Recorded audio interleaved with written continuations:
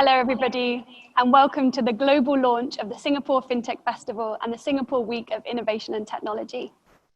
Last year, our event was at Jewel in Singapore, but sadly, a lot has changed since then.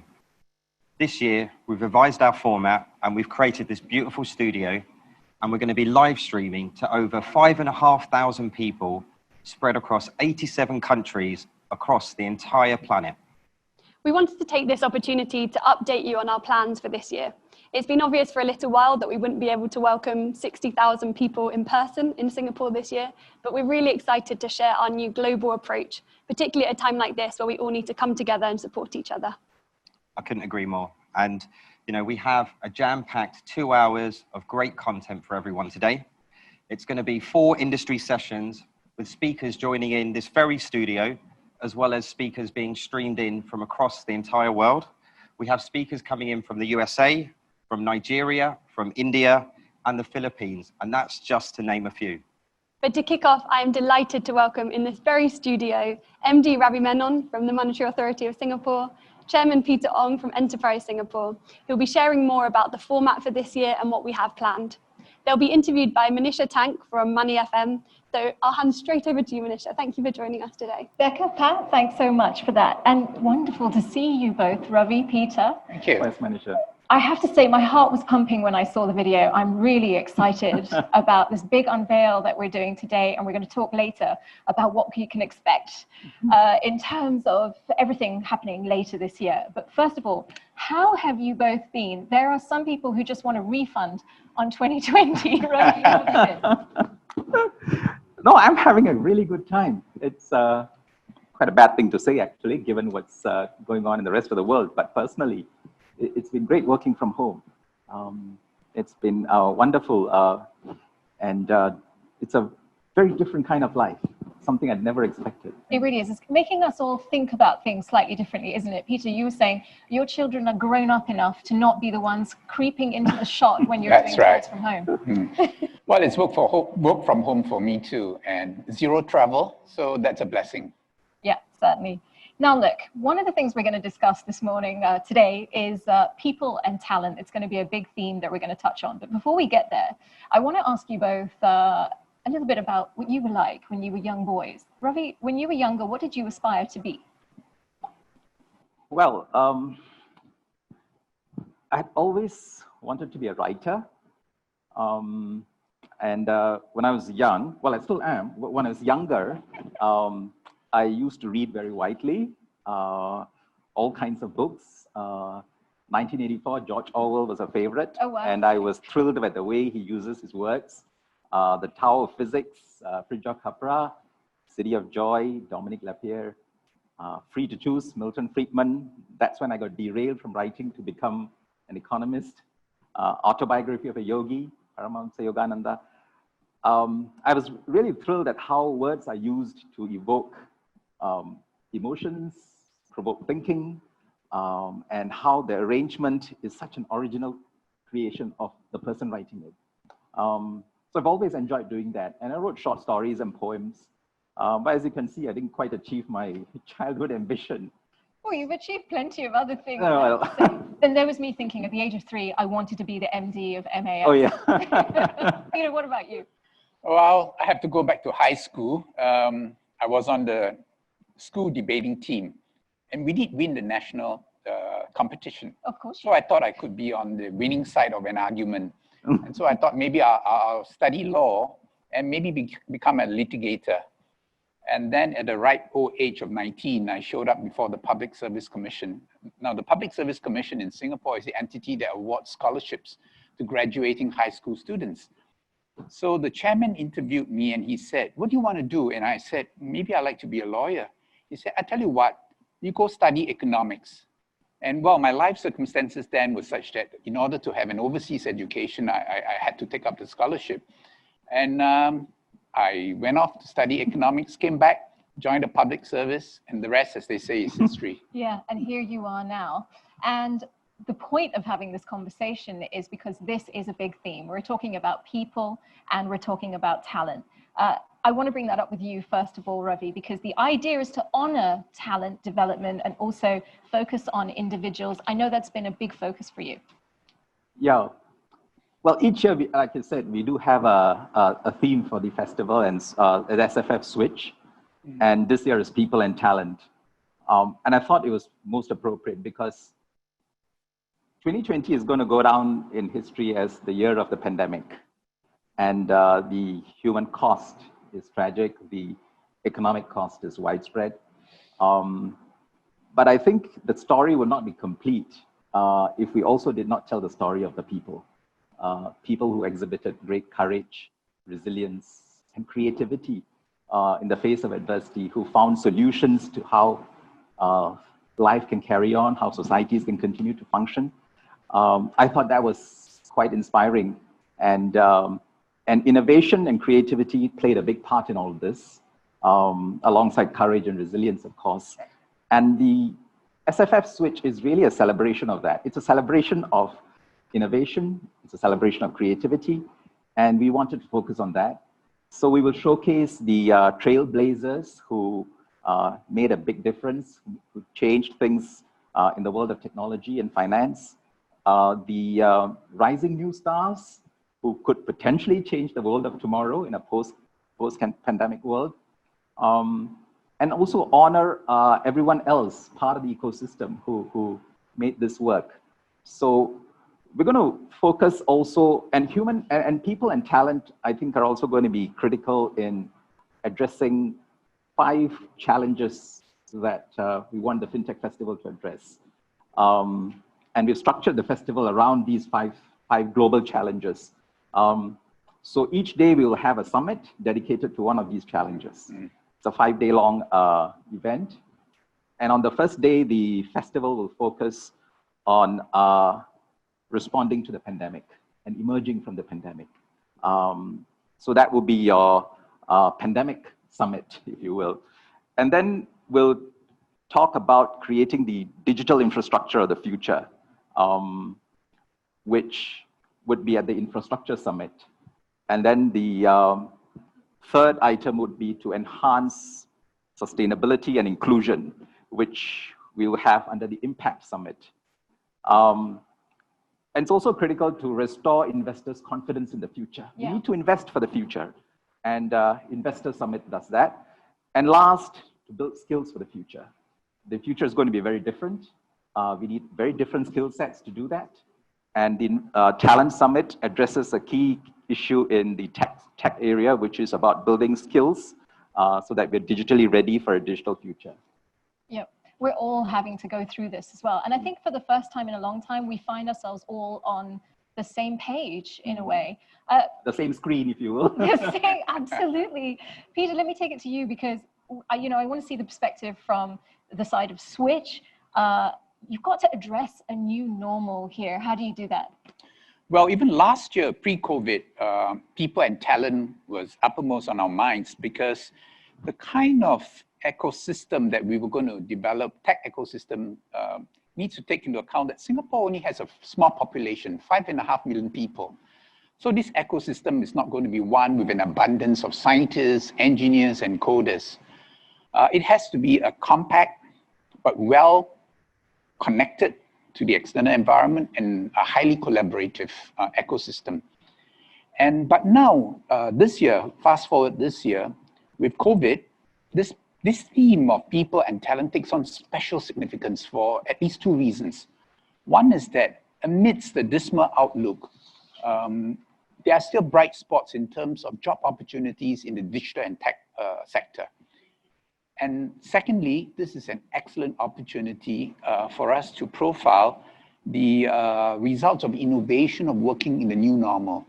And therefore, Switch takes on special significance, and we want Switch to be the platform to profile the issues of people and talent, and also how we can operate in the new normal.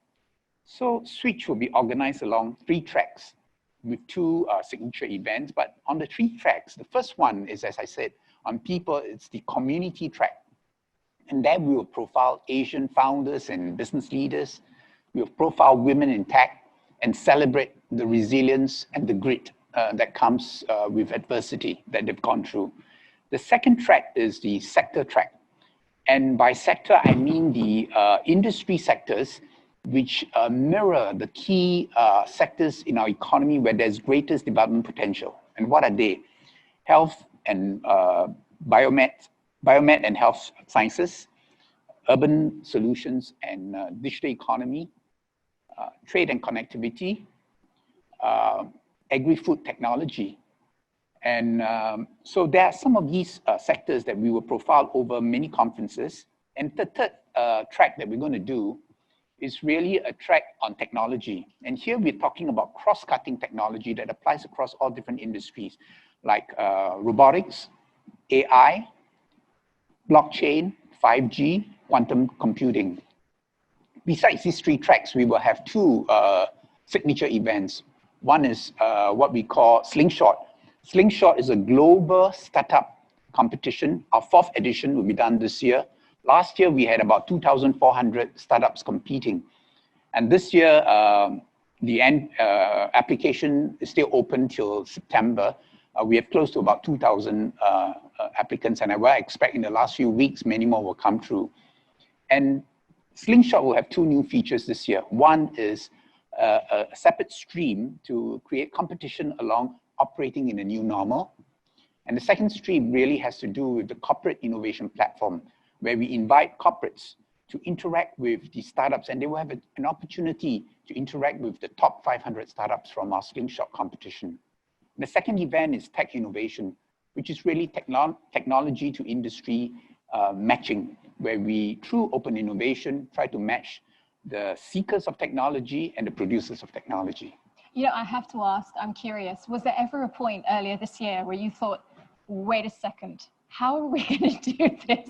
Because, you know, it's all very hands-on with Switch, and I'm sure there's, you know, the festival has become so famous and it's been very popular with these young startups, right? Some of them may be thinking, how on earth would I get involved with this? Was there ever a point where you were a bit worried, like, how are we going to manage this? Well, I think COVID really gave us an opportunity to redefine how we would do the event. I mean, last year we had, as Ravi said earlier, 60,000 participants. We had 1,000 combined, the Fintech Festival and Switch, 1,000 exhibitors. We had about 570 speakers, 50 innovation lab crawls. We obviously cannot have such a big congregation of people here in Singapore. So it gave us a chance to redefine. And I think what we're hoping to do this year is a combination of both the physical and the virtual. On that note, there will be people listening right now who are thinking, okay, this is great, but how on earth are you going to pull this off? Ravi, it falls to you to explain, how is this festival going to work this year? Right. So as Peter said, the great thing about the Fintech Festival is it's a platform for connectivity. It's a platform for networking and collaboration. It's not an event. So we started scratching our heads, how we're going to recreate that, right? It's very easy to go digital. And so we came up with this idea of a hybrid event, which combines both digital and physical experiences. Physical experiences, we've said, if we can't congregate 60,000 people in one place, can we congregate 60,000 people in different places around the world? And so we started exploring a network of partnerships with other cities. And then to overlay a digital experience, because what brings it together is a digital platform. And so to create what we call an online city, which all these physical cities will be connected to, and they get to hear speakers, they get to participate in panel discussions, they get to look at the exhibits of people from thousands of miles away on what we call the online city, which is really a digital platform, 24 hours over 5 days. And we're even thinking of having discussions across time zones stitched up so that people, if you want to really stay up the whole day, you could. The festival will last right through the day. Well, I'm sure the content will be good enough that will be happening. Yes, and the content will be. We've got very good, very promising responses from all those we spoke to. So it's an exciting idea. It's a first of its kind, continuous round the clock combining both digital and physical experiences. Well, it sounds really exciting. Peter, I'm wondering from your perspective, I always sensed that Switch was very hands-on. So how do you get past that? Well, we told ourselves that people really want to attend this or participate in this because they want to meet people. And so we felt that one way to do this, building on the platform idea, was to also power the platform through AI. And that allows anyone who's put in his profile to be able to know who they can meet. It's really hands-on, as you say.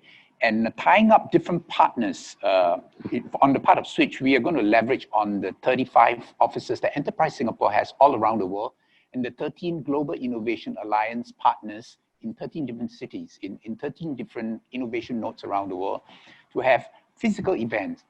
But they are all live streamed onto the virtual platform. So for example, if you're a participant from Latin America, and there is a physical event going on in Zhongguancun in Beijing, which is the Silicon Valley of China, you will be able to participate from the comfort of your home or office in Latin America, the actual event going on in Zhongguancun, and connect with people.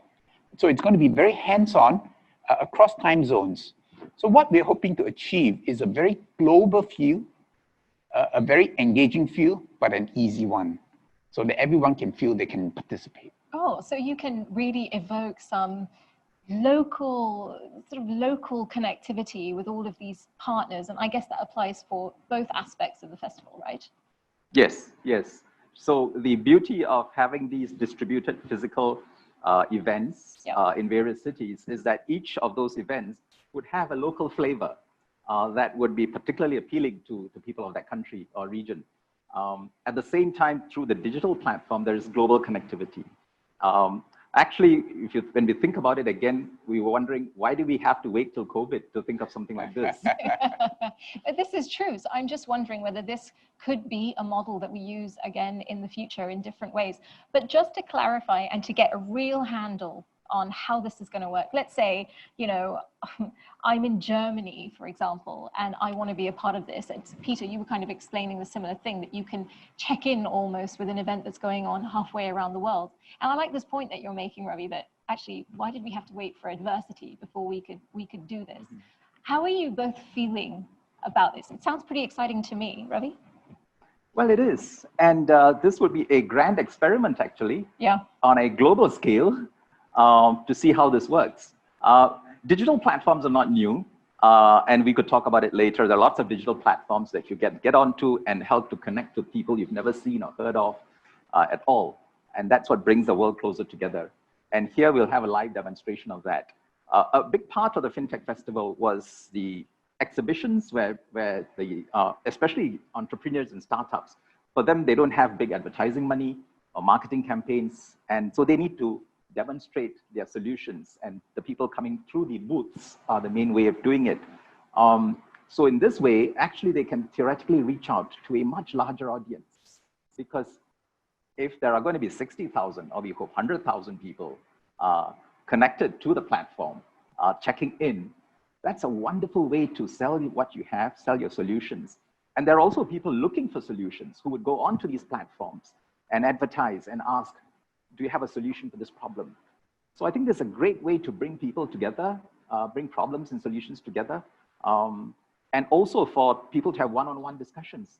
So we'll make provisions for that in the platform so that they can carry on their networking offline on their own. It sounds like a colossal enterprise, but Peter, I mean, perhaps it's the wrong metaphor, but it almost feels like fintech startup dating is possible. Oh yeah, definitely. I'm very excited. But I think we will also be learning a lot, because as we provide the platform and offer the menu of both physical and virtual activities, people will behave, and through their sort of mass behaviors, we can learn what people like to do, and and then make it even easier for them to do whatever it is they like to do, which we sitting here cannot even imagine. So I think it will be a journey of discovery for all of us, and we look forward to working very closely with our partners to discover what is it that will maximize the experience for all participants. That's actually a very interesting idea that you've picked up on, and you alluded to this before, that actually this whole experience with COVID-19 has opened up some opportunities. I'm sure you found that very much to be the case. Absolutely. Digitalization, that's a big word, but it's really been one of the biggest beneficiaries from COVID. We've been giving speeches, we've been giving a lot of government support schemes to encourage companies to digitalize. Well, COVID just was the largest unplanned impetus for digitalization. For example, we started a scheme called Grow Digital. This was before COVID in November last year, basically to help small companies, first time, wanting to sell overseas through B2B or B2C platform. And they could do it without the need to do a lot of these ancillary services like payments or last mile fulfillment, because an intermediary would do it for them. And when COVID struck, we had 1,400 of our companies sign on in very short time, because they knew that they had to ramp up very quickly and adapt and adjust and diversify into markets which hopefully were still open at that time. And that was something which we learned, and that was something the enterprises themselves learned. And that was a great journey. And I look forward to many more such discoveries, because you never know where new innovations can come from. Give you another example. Strato, they do dental devices through 3D printing. But because of circuit breaker and lockdown, no dental services could be provided. And immediately they pivoted using 3D printing to make medical devices. So face shields, swabs, they were able to use that same technology and platform, and now they are able to meet very fast growing demand in that sector. Yeah, it's been incredible how many companies have managed to do that, to pivot from one thing to another in a way that it can help with that fight, if you like, with COVID. On that note, Ravi, one of the things that in our day-to-day, not just here in Singapore, but all over the world, and this is a small example, is cashless payments, making it easy for no contact.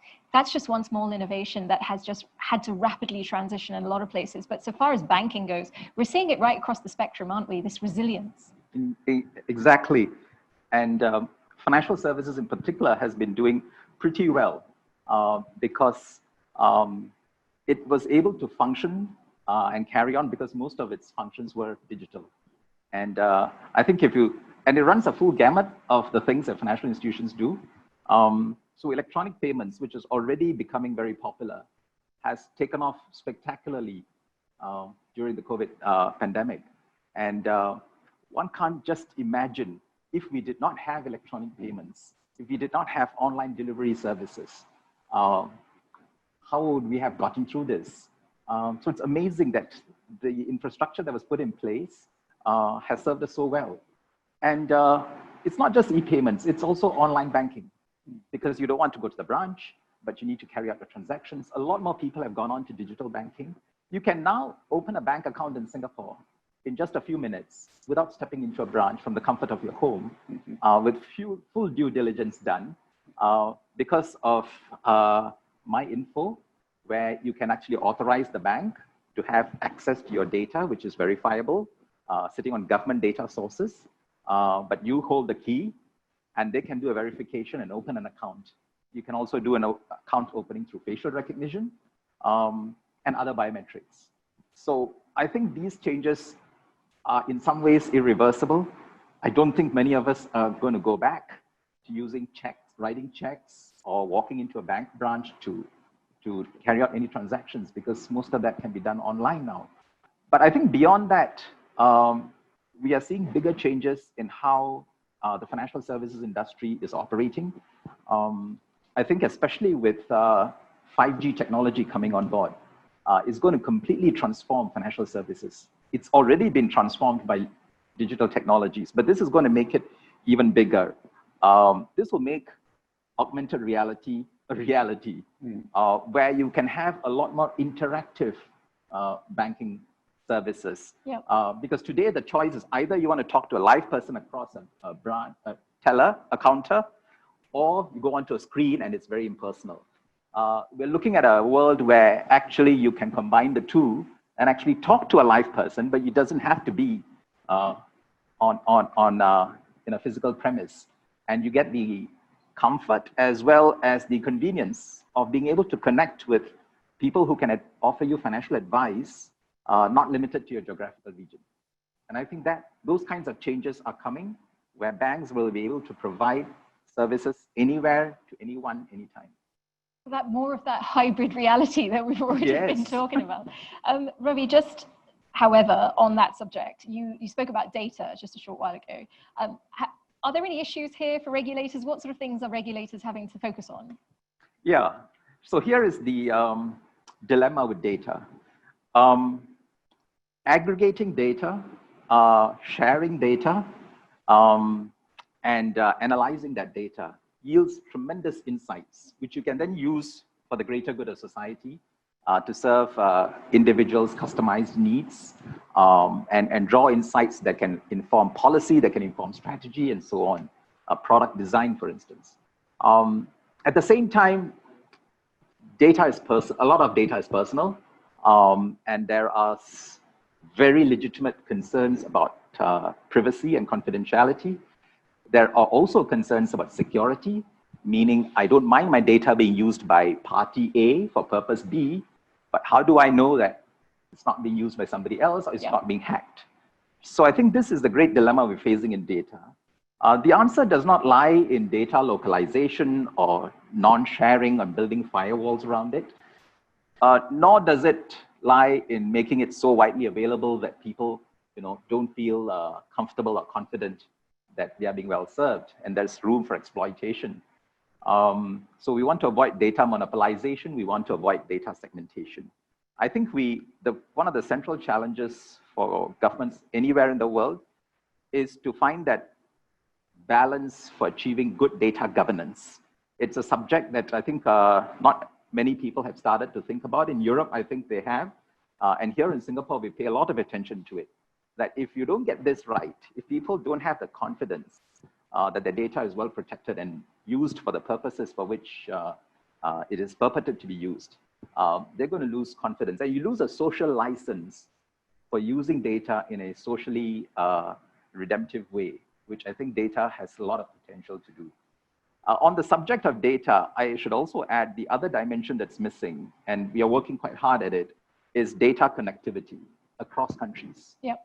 Data needs to not just flow from one place to another. It needs to flow across borders because global businesses are operating across borders. Global financial institutions, for instance, if we wanted to detect potential fraud or money laundering, you need to pull data from all the markets that you're operating in and analyze that and discover patterns that you would not be able to discern if you're only looking at isolated chunks. Same applies for risk management. What are your exposures like? What are your market risks like? All this requires data to be consolidated. Yep. Yep. And that means we need protocols, connectivity agreements, as we do in trade for goods and services, for data to flow between two countries. What are the protocols that ensure security, privacy, and speed and efficiency? On that kind of thing, I'm sure, Peter, that comes up a lot when you're talking to startups or you're thinking about all these cross-border connections, right?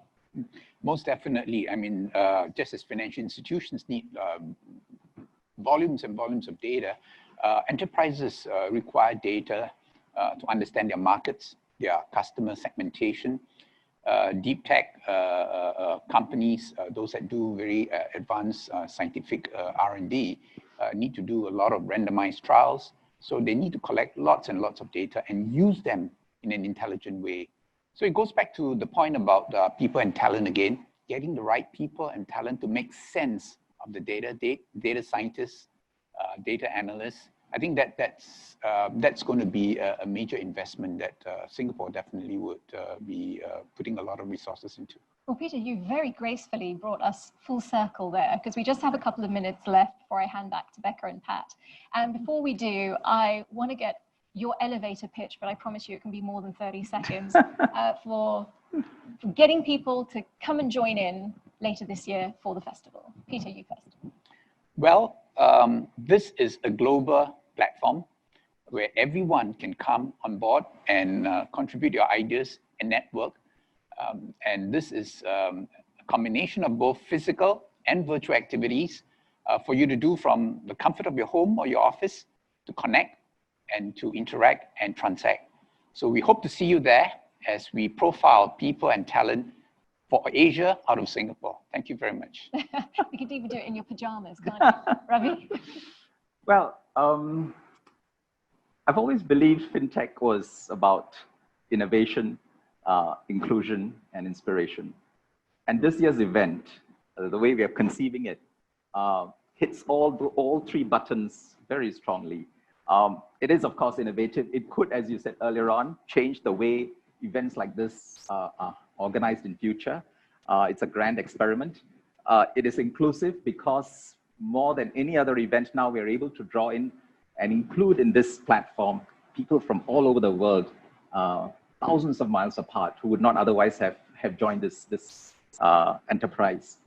And it's inspiring because I think by bringing innovators together and getting the creative juices flowing and exchanging ideas and networking and investing for the future, we can create a better world and emerge stronger from this crisis. So we know it's going to be online, it's going to be live.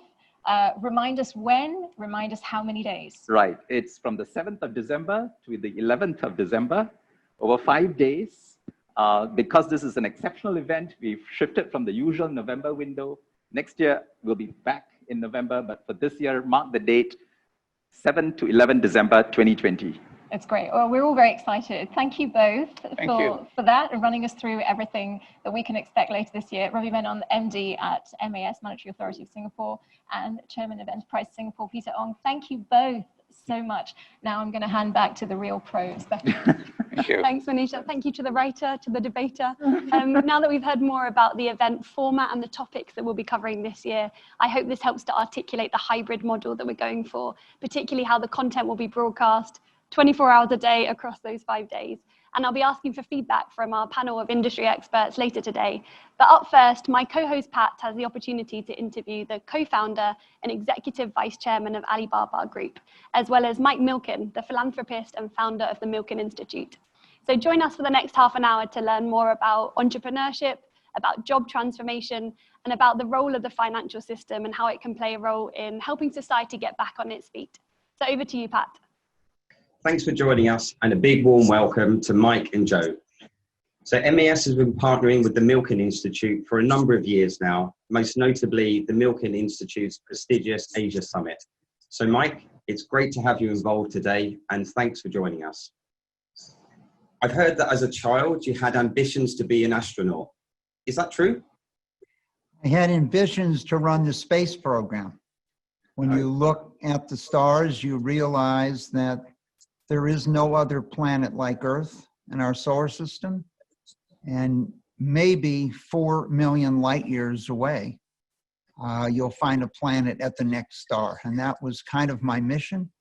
If we wanted humans to survive and our life to survive, I felt it was important someday to find another planet for us to go to. And I wrote a letter when I was 11 years old to the President of the United States, letting him know I wanted to run our space program. I had never missed a math or science problem. Unfortunately, I didn't have a response from the president. Maybe the fact that I told him I understood space travel from reading comic books hurt my chances. So what would you say, Mike, are the key inflection points in your childhood that kind of led to where you are today? It was really in 1969. I met a young African-American man who told me he wouldn't have access to capital because of his race. There was an event that occurred in Los Angeles on August 11th, which became known as the Watts Riots. And I had met this man the next day, and my belief in the American dream, that's America with a small a, an opportunity to succeed based on your ability, not whether you're a man or a woman, your religion, your race, where you grew up, who your parents were, where you went to school. And now at 19 years old, I discovered there was another factor, and that factor was access to financial capital to build your business. So I went back to the University of California, Berkeley, changed my major to finance, began to study, and my goal was to democratize capital and make it available to millions of small businesses to grow. That's a fantastic story, and thanks for sharing that. And so, just to move on, Joe. So, you know, your achievements and contributions to the world have also been immense, and it's a real pleasure to have you involved. So we've heard from Mike the astronaut. So, as a child, what were your ambitions, and what did you aspire to be when you were growing up? Well, my childhood was definitely not as ambitious as Mike's. Mike wanted to explore space and become an astronaut and do very big things. And what happened to me was my parents sent me away to school thousands of miles away from Taiwan, where I was born and raised. I was 13 years old, and I went to the United States to boarding school. I was a kid that grew up in a Chinese language environment. I went to Chinese school. I barely spoke English. And then I landed in this strange environment, boarding school in the United States in the East Coast, kind of a preppy environment. And really what I aspired to be was just to be one of the guys, to have people like me because I looked different.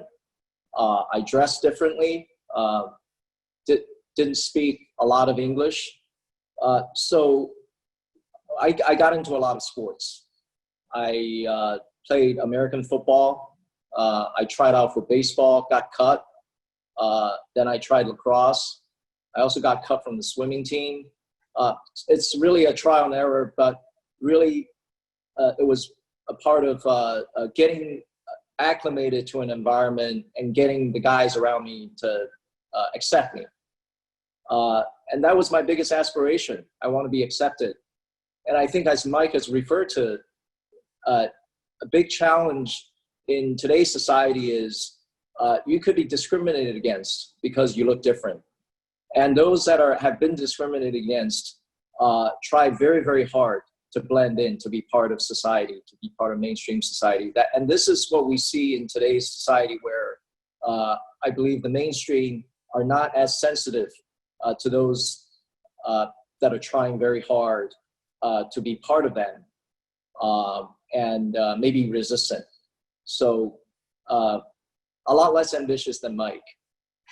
But certainly very persistent, I think, which certainly shines through. And just wanted to pick up quickly around, you know, your role as executive vice chairman. It seems to be quite an all-encompassing role. Can you kind of tell us what your daily routine looks like and how things are going at the moment? Well, right now, my role at Alibaba is to look at the investments that we make, because I sit on the investment committees of both Alibaba Group and Financial. So from a day-to-day standpoint, I talk to our investment team, I talk to the other members of our investment committee, and that's kind of the role. But I'm basically, because I'm in Hong Kong right now, we're basically working from home. Over the last few weeks, we've had a spike of cases. So the government has acted very quickly to come down, and now all the restaurants are closed. So for us, it's really, you know, for the last several months, we've been getting used to remote work, being able to get on the video calls with colleagues. Is actually, you know, a big convenience. Because normally we would have to travel to Hangzhou, where, you know, I travel between the US and Asia quite a bit. And you just realize that you are wasting a lot of time on the road. And being in one place, and also just being able to get on the video call very quickly with your colleagues, actually makes you closer to the people that you work with. So I think that's actually quite nice. That's good to hear. And so we'll be covering a little bit around healthcare and the current kind of challenges as well as hope later on in the session. But each year, I kind of want to segue onto each year that we have a theme and a real cause that we champion and advance. And so from financial inclusion in our first year to sustainability last year, and this year we started thinking about our cause, and it was a no-brainer that we had to focus on people and talent. and to provide the support for the rising stars who will hopefully go on and heal the world, or ideally change the world, and to help people that have gone through some really tough times by driving forward talent development, reskilling and upskilling. And so Mike, I just want to see from your perspective, what do you see as some of the major shifts occurring in the future of work and the types of skill sets required? Well, the major shifts in work were in place long before the coronavirus hit.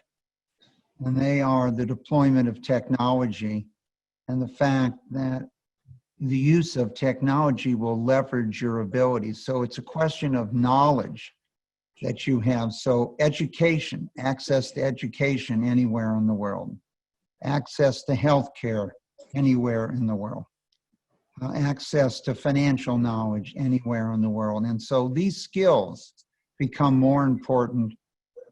The percentage of the world's economy that's digitized goes up every day. And so it's software that's moving the world and knowledge. And so the skills are available. This coronavirus over the first half of 2020 has only accelerated and challenged this. And when you think about human capital, a close friend of mine who unfortunately passed away in 2014, and I began reading his work in 1966, Gary Becker, won a Nobel Prize for the concept that 75% of all the real assets in the world were the productivity of individuals. Later work has actually increased it more. And so you might want to accomplish something, but do you have the talent in your team to be able to do that? And constant re-education and upskilling, as you pointed it out. As some jobs are eliminated, others are created. And so societies today throughout the world have to create an opportunity for people to have constant learning. The idea that you're going to have one job or one career in your life is no longer a reality. You'll have multiple. And I'm sure in 20 years, the jobs that have been created, many of those companies and jobs don't exist today. But knowledge in agriculture, for example, with vertical farming, being able to use 1% of the water and 1% of the land will transform parts of the world who were worried about food security into being able to grow their own food from that standpoint. So these skills and education is freedom. One of the great challenges we have in the world is in sub-Saharan Africa and other emerging parts of the world, there will be billions of more individuals that are born. Every day in the world, there's about 400,000 to 450,000 children born. What are the jobs? What are the skills? What are their opportunities? And to me, it all starts with education as a fundamental roadblock and identifying what those jobs will be. In many ways, we have been introduced what I think is the future of this century, and that's the century of bioscience. And bioscience is more than your health. It's food, it's water, it's energy, it's air quality, and unfortunately, it's also defense. So I think getting people prepared for these jobs and having the knowledge to take advantage of these jobs, but it's somewhat the responsibility of companies to constantly create an opportunity of upskilling for their employees so that they can grow as the company grows. No, thanks for sharing that, Mike. And Joe, what do you see as, what needs to happen to support people during these massive shifts from your vantage point? Well, I think it's a whole society approach, from individual small owners of businesses to larger companies to government.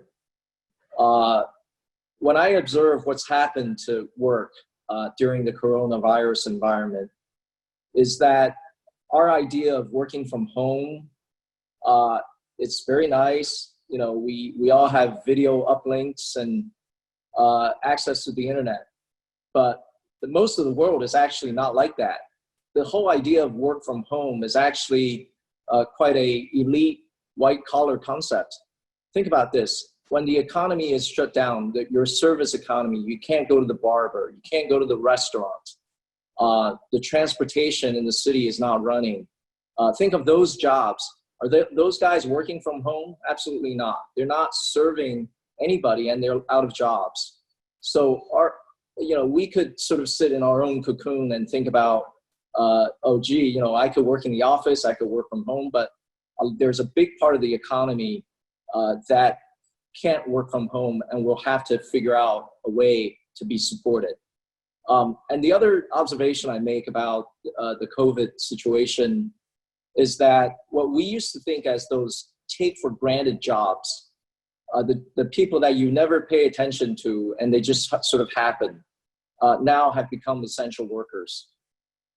The bus driver, the hospital worker, the policeman, that's keeping our neighborhood safe. So what happens to these people, right? And they've been, and so as we look back, we feel that there's a big part of the population whose safety net is inadequate, and it would take a whole of society approach. Fundamentally, I don't believe in people being out of jobs, sitting at home and just collecting checks, because there's a sense of self-worth that you have to have. People need to go back to work, but how do we create the environment, create the possibility and the positions that will get people back to work? I think in the future, there's going to be a whole slew of service-related jobs that will be open. If you're doing gym work from home, you're trying to exercise from home. Well, there needs to be a gym instructor at the other end of the video that could be hundreds of miles away. So how do we think about all of these new scenarios that will create new service jobs? Because we think, I think the service economy is really the future for most of the economy. As we see in China, a lot of manufacturing jobs have been lost over the last 5 to 10 years, but shifting to the service jobs. The service economy will employ a lot more people than manufacturing, as manufacturing gets replaced from robots. So I think we need to think about creating those jobs, and also making sure that what we used to take for granted as those take for granted workers, how to make sure that they're safe, that there's a safety net for them. To build maybe for a moment on what Joe has said, those important jobs today also include the people that are in the fields picking vegetables or fruit to allow people to have access to food, the checker in a grocery store where they're physically going in and getting food. And I think you're going to see a substantial movement here to increase minimum wage in the United States and other places with the appreciation of the importance of the job. And I know in my own community, we have residents that go out and clap and cheer when the delivery driver comes and thanking them for bringing the essentials to their homes. And that's something they would have never done before. But I think this is a very important period for those that Joe talked about, service workers in restaurants or hotels that aren't working at the moment, to increase their knowledge and education skills and the ability to go online and access knowledge today that might provide for upskilling.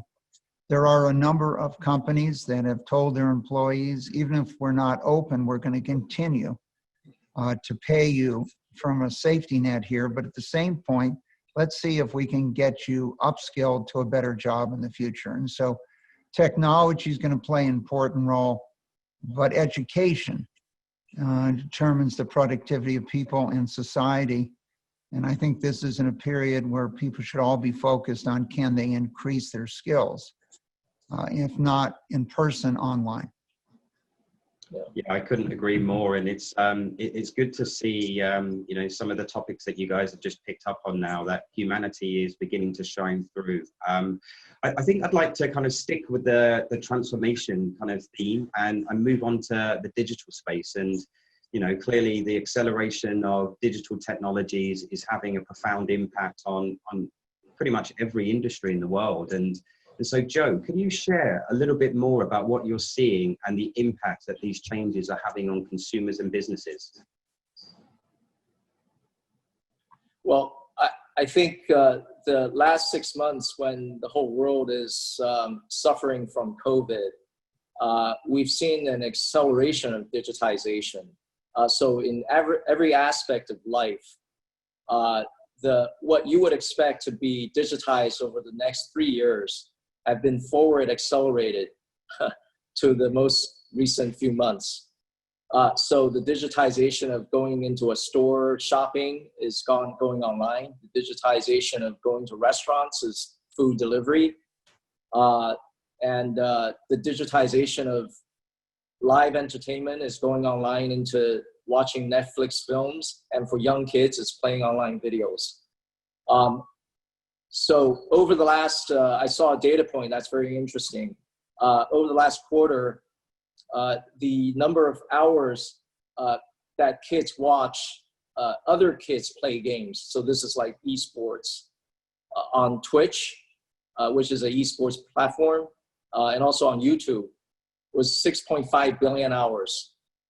If you took the adult or the male population in the United States, because I assume mostly are young males watching other kids play esports, between the age of 10 and 25, there's about 30 million kids, young boys or young men. That's 6.5 billion hours, means on the average, every person watches 2.5 hours of other kids playing games. So this is massive digitization. But the other aspect of digitization is actually quite scary. It is the digitization of the person, your personal data, right? The government tries to contact trace, tries to control the spread of the virus. The starting point is very benign, but what ends up happening is your identity and your behavior, which used to be offline, is now being digitized and being tracked. I'm not trying to scare people, but also not trying to predict what the implications of all those things are. Some are good, and some may be bad. And what are your views on that, Mike, and in terms of what you're seeing in the US from digital transformation? What are some of the trends that you're seeing on top of what Joe's just mentioned? Well, let's start with finance. It's changing the world.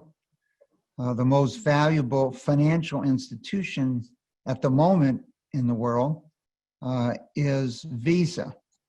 And the second most in the United States, depending on the day, is MasterCard.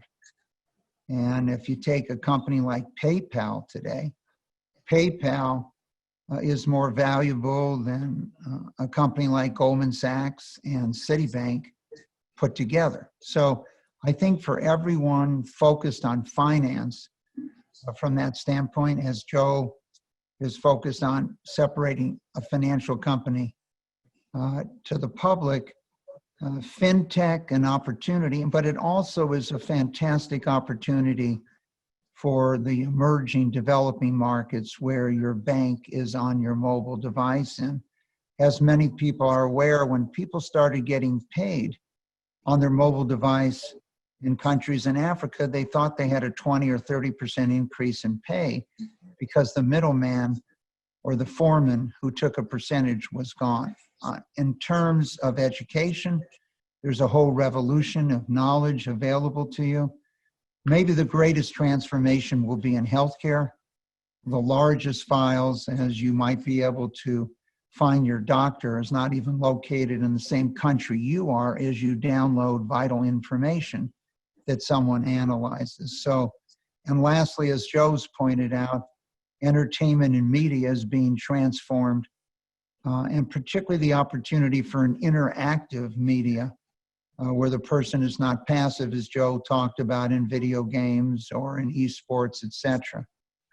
So technology affords these. Joe's raised the concern of our freedoms, our independence, and whether the book 1984 is coming alive and has been accelerated because of our effort of tracing people today and trying to control the spread of COVID-19. But all technologies has pluses and minuses associated with it. But for most of the people in the world today, in spite of COVID-19, today is the best day they've ever known. Access to power in their mobile phone and a charger in the sun using solar. And so I see technology as an enabler.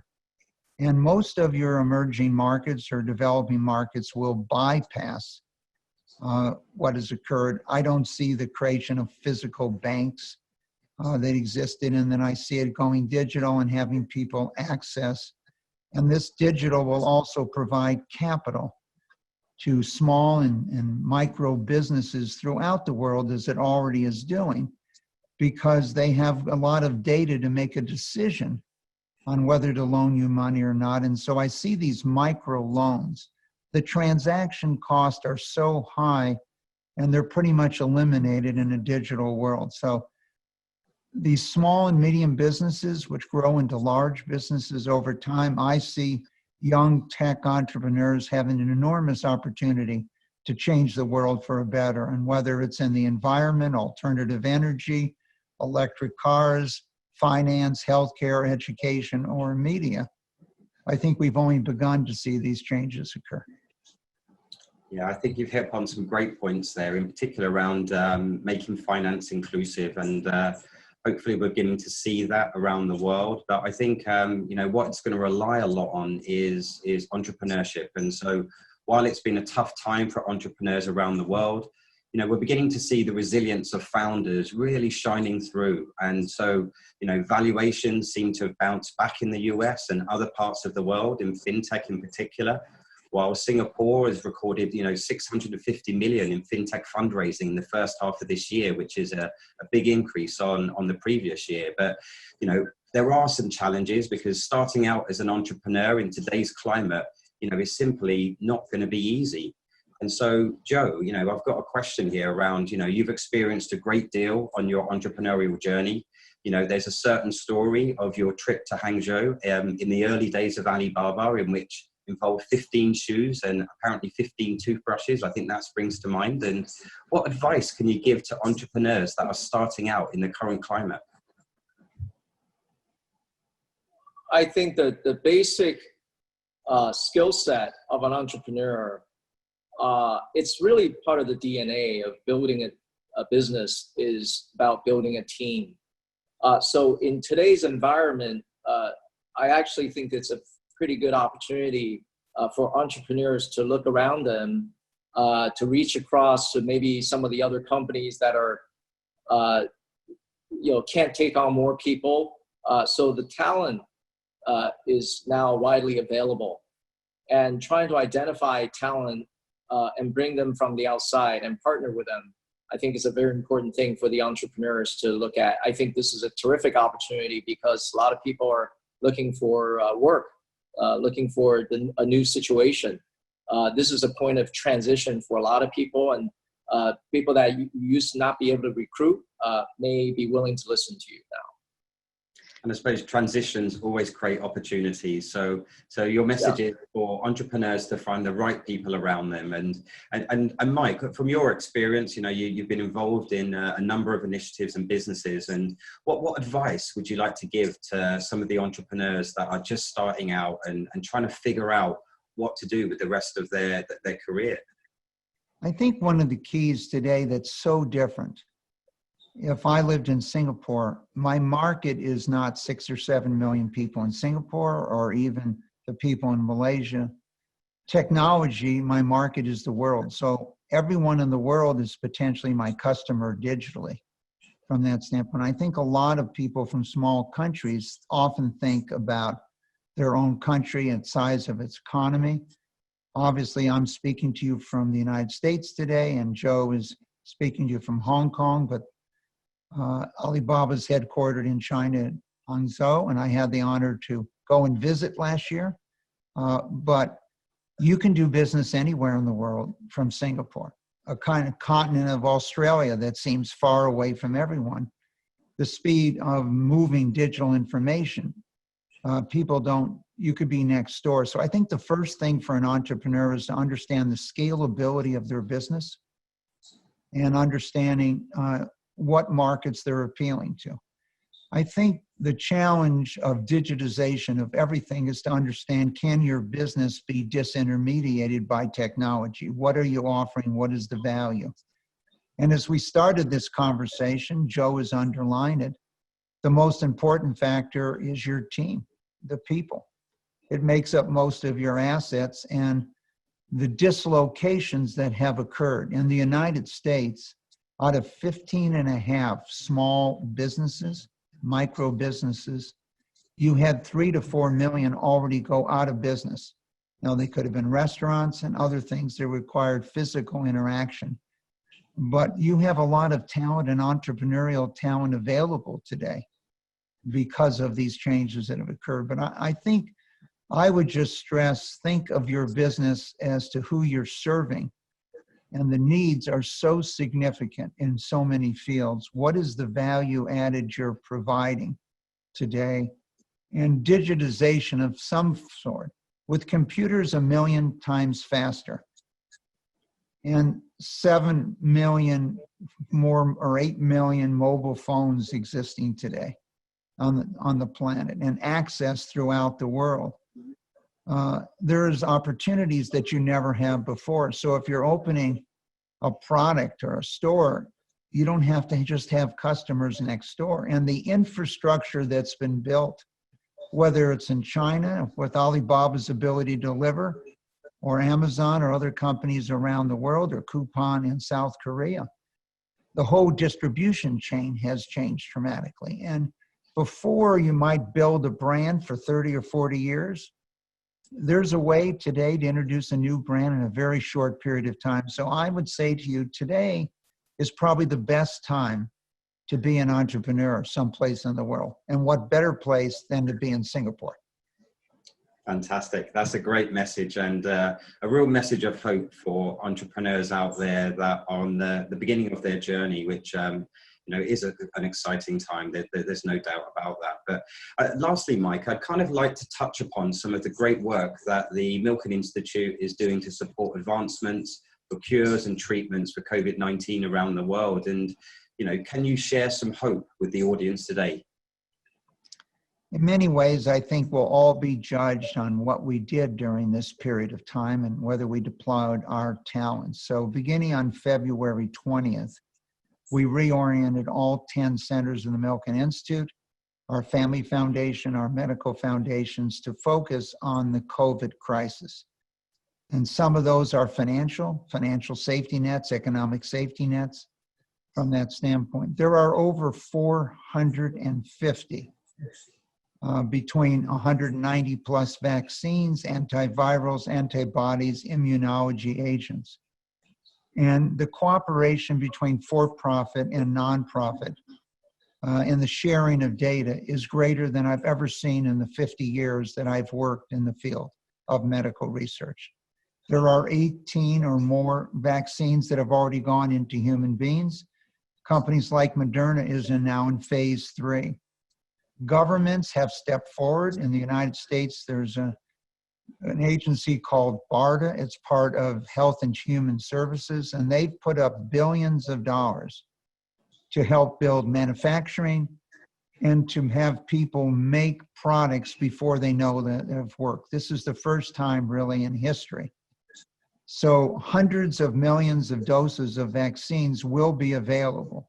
And countries around the world are grappling with the idea that if a vaccine does appear to be useful and successful, how do we get it to the citizens of the world? How is it distributed? So those issues are already been addressed. It was our feeling that the cost to the US alone was $1 trillion a month of this coronavirus.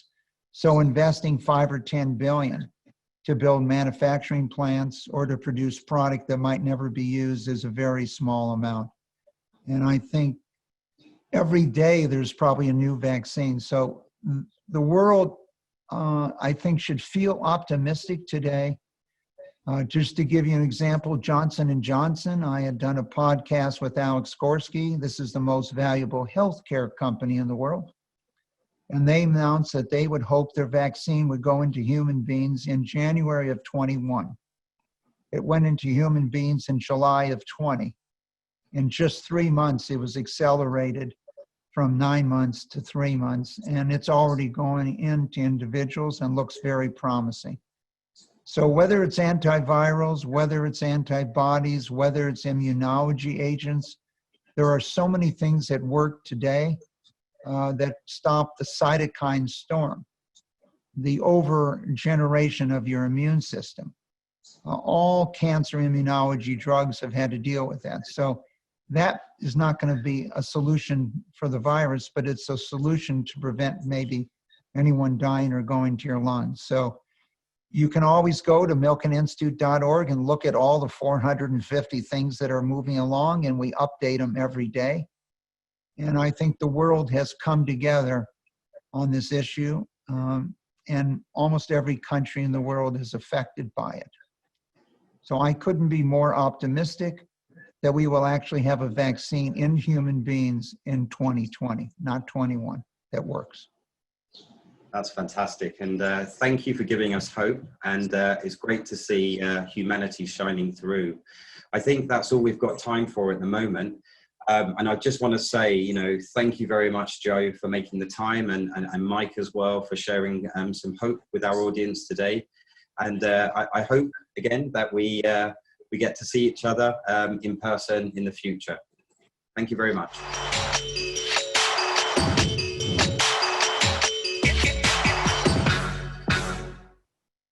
It's great to have hope there that we might end up with a vaccine just already in our year in 2020. Next up on this channel, we have 2 industry sessions brought to you from the Singapore Fintech Festival. We also have a breakout channel starting, so there should be a link coming up in the chat functionality to join Switch's breakout channel. Switch is the Singapore Week of Innovation and Technology. But up here, we have a panel focused on business model transformation and sustainability. So I'd like to welcome from the USA, Mike Wells, from the Philippines, Justo, from Hong Kong, Lucy, and from Nigeria, Professor Yinka. Before I hand over to Professor Yinka to lead the discussion, I'd like to ask for your quick responses to what's been shared so far today. The new format and the focus areas for SFF this year. You're all long-term partners, so what does this new approach mean to you? And I'll start there with Mike Wells from a global financial institution perspective. Thanks for joining us. What do you think of this new hybrid format? My pleasure for joining. I think it's consistent with the sort of the opportunity and the challenges we're getting in its current environment. You clearly can meet and reach a lot more people in this format than even as successful as the meetings have been in the past. And you also have the challenges of locally being able to, the breakouts and the touching people, the connection with new relationships, I think, in the smaller physical locations. So I think it's a good balance of the opportunity and dealing with the practicalities of where we are right now. Mike, Justo, from an ASEAN perspective, right in this region, what do you think of this new hybrid format? Well, I mean, I clearly prefer the old format, I have to admit. I think it's quite different when you're actually seeing people, their body language, how they actually react to you, relate to you, interface with you. I think that's very important, that real world face-to-face meeting. But, I'd like to echo what Mike says. I mean, kudos to the SFF to find a way around this situation and make things happen and continue on its mission to propagate and advocate fintech across the world, its benefits. So I'm really excited that we're showing resilience in getting our advocacies out to the public. Thank you. And Lucy, from a fintech perspective, what's your view on SFF this December? So I think, first of all, we're very proud to be a partner of Fintech Festival this year. And I think we're very excited about the new format because it presents a fantastic platform to tell the Airwallex story and amplify our brand to the global Fintech community. And yeah, well done to the Singapore Fintech Festival team. We can't wait to be part of this important event. Lucy and Professor Juncker, last but not least, this year we had our very first inaugural Afro-Asia Fintech Festival, and it's very important for us to strengthen ties between the two regions. So I'd love to hear your perspective from Nigeria. Okay, great. This format extends reach and participation, making it a truly inclusive platform for multi-stakeholder engagement. And in a study we recently conducted on the Lagos innovation ecosystem, this was one of the essential components that was missing in the ecosystem. And so I believe that this platform is going to extend beyond the 5 days of the SFF Switch event, and it's going to actualize global business trade corridors. Thank you, Rebecca. Thank you, Professor Juncker. Please take us away to the panel. Great. Thank you and welcome and hello and welcome to this session titled Leading the Change, Sustainable Business Models. You know, we've all seen digital technology advancements have created new opportunities for enhancing customer experiences, improving business productivity and competitiveness. But realizing these benefits warrants change for large institutions and startups. In this session, we're going to take a deeper look into the nature of that change as it relates to sustainable business models. And I'm glad to have Mike, Lucy, and Justo here, who are going to share the perspectives from different lenses and different sectors in the financial services ecosystem. So our conversation today will be against the backdrop of COVID-19 and the impact on the business models. So let's get ahead. Mike, I'll start with you. In your business, what makes a business model sustainable, and what has been the impact of COVID-19, and what changes have you effected? Well, thank you. So with a firm that started in 1848, sustainable is, as you can imagine, a focus for us. There's even our business in Singapore started in the 1930s, so 1931. So I think there's a couple of key elements that have always been true. You've got to evolve what the consumers need.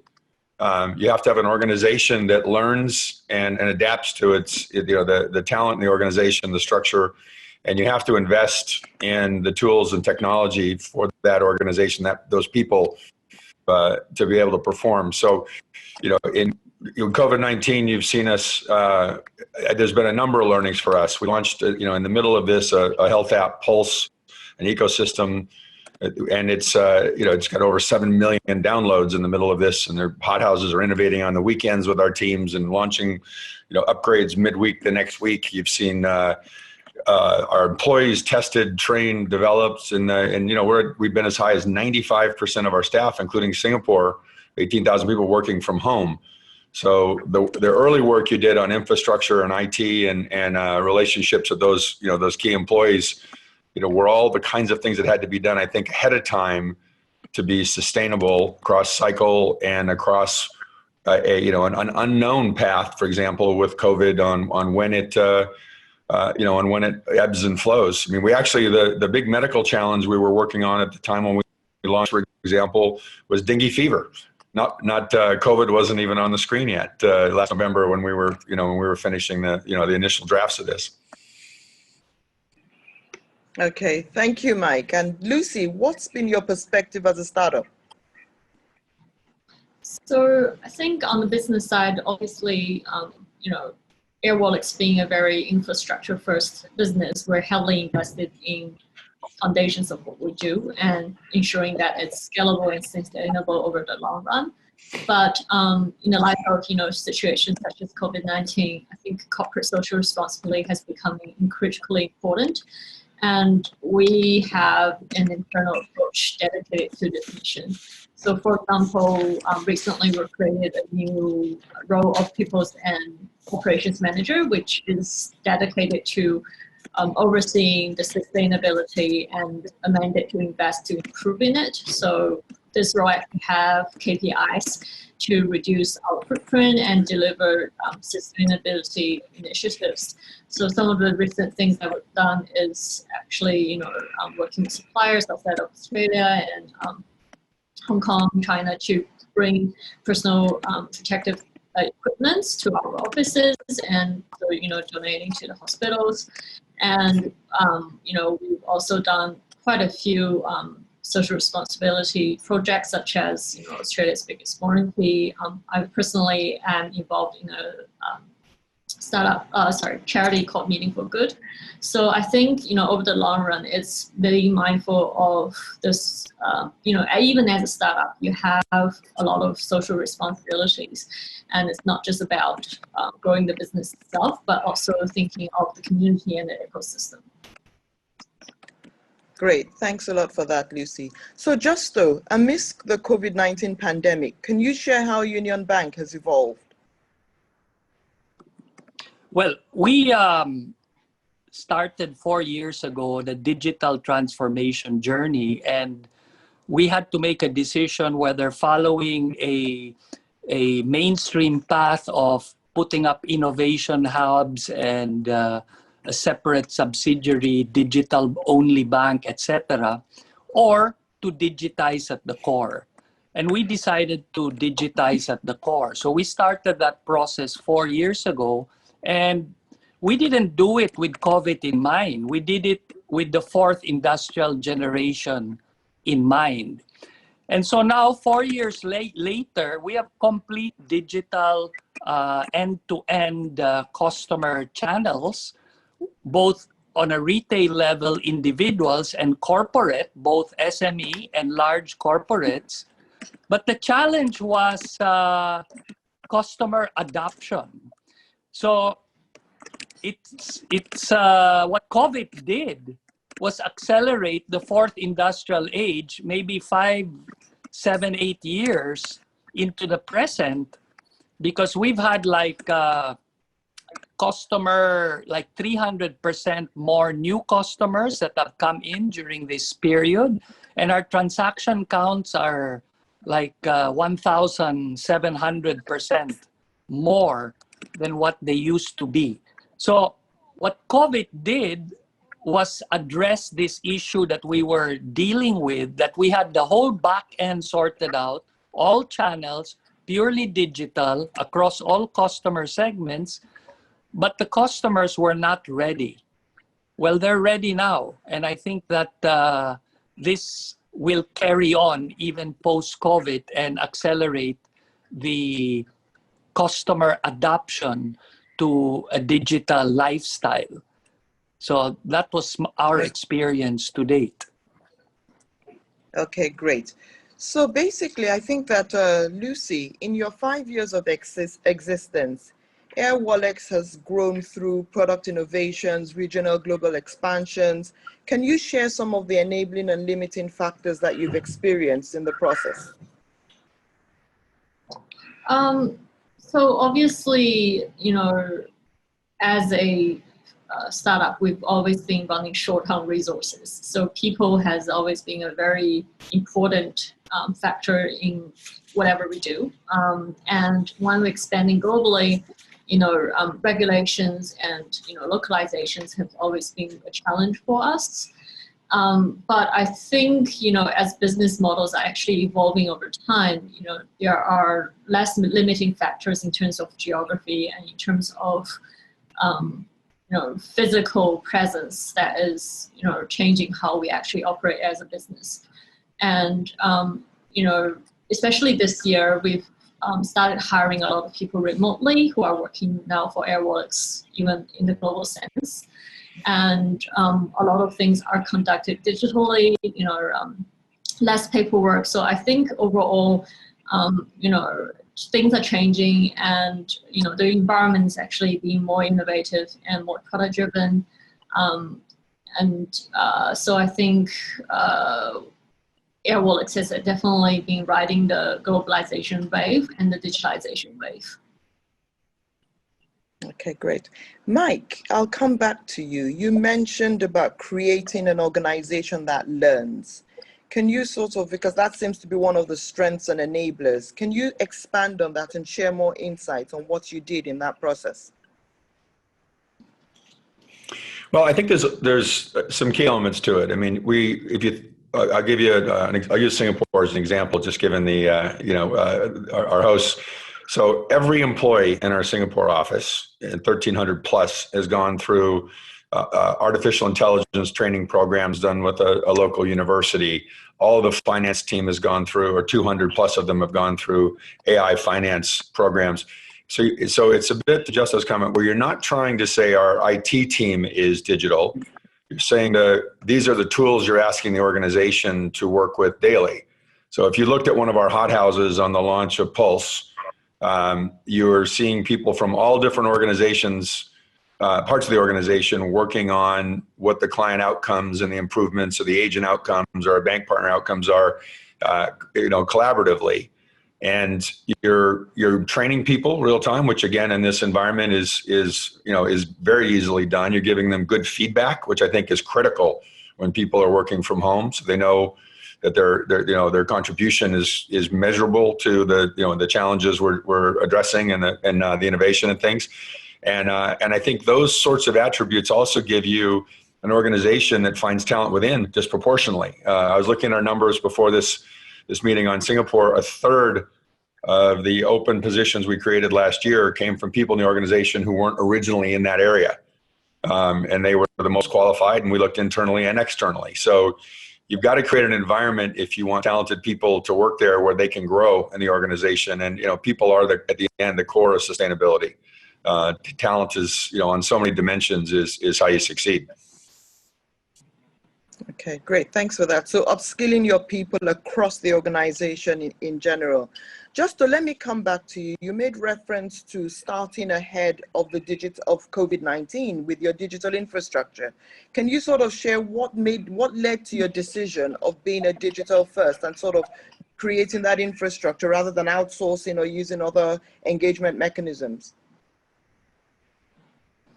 Well, about 4 years ago, in part of our strat plan, we changed the methodology into dynamic scenario planning. And we had a lot of global thought leaders that we spoke to prior and subsequent to, and successively every year, that gave us a vision of the future.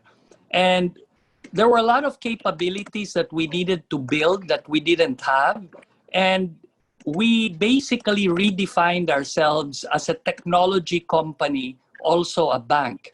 And that's not just a gimmicky statement. It has a lot to do with how we think and how we do things.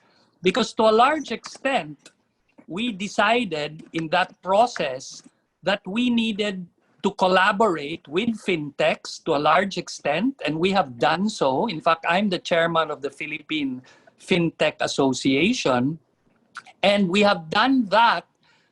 The only way to do that is through APIs, to do it efficiently and effectively without going through a process of so we have a API marketplace. We have 80 open APIs that are published in that marketplace. We get over 600,000 API calls a day of different fintechs that are connecting to our main banking rails in the national retail payment system. And that idea where not everything that the customer wanted, that the customer valued at the right price and the proper expected customer experience could be delivered by the bank itself.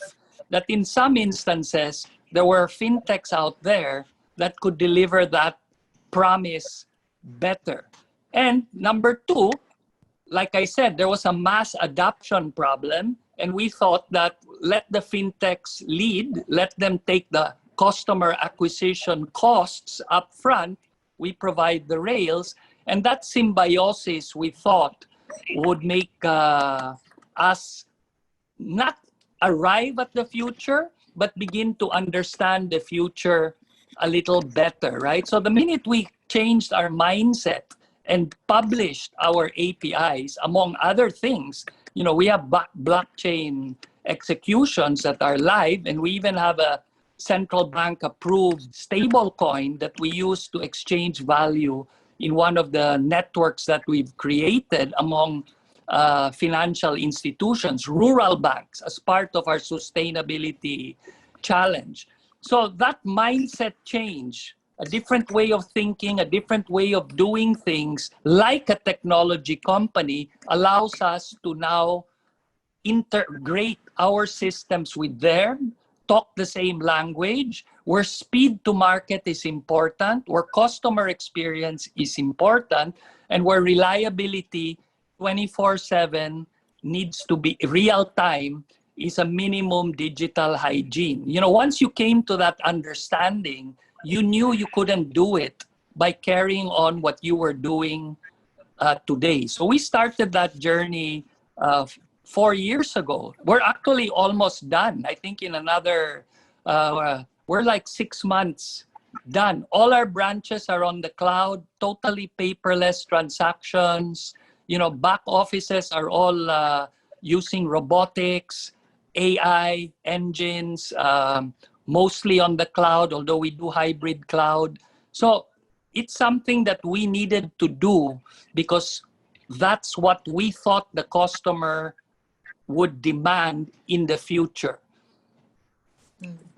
Okay, great. So basically you've focused a lot on changing your organization and especially making it think and work and operate more like a fintech. But Lucy, you spoke about the regulators as a challenge and regulation as a challenge, and you're all in regulated industries. So tell me, how have you overcome some of these challenges?